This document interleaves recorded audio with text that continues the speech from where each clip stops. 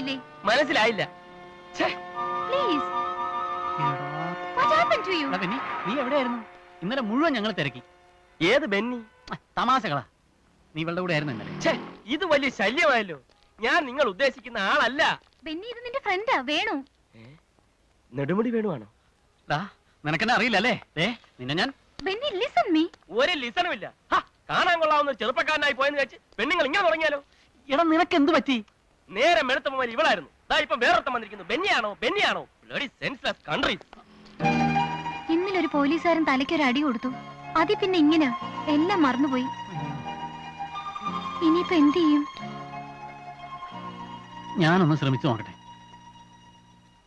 എടാ ബെന്നി, നിനക്ക് എന്നെ ഓർമ്മയില്ലേ? കാട്ടിലെ പാഴ്മുളം തണ്ടിൽ നിന്നും നമ്മൾ നാലുപേരും കൂടെ ഒരുമിച്ച് പാട്ടിന്റെ പാലാഴി തീർത്ത. നിനക്കൊന്നും ഓർമ്മയില്ലേ? തവളേ.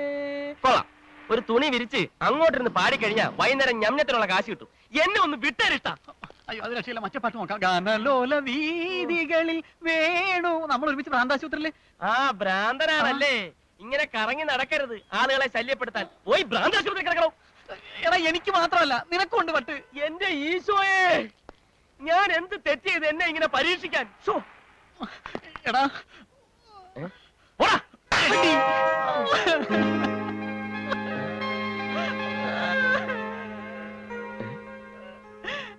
അറിയാ വേണു, നീ എന്തിനാ കരയുന്നത്?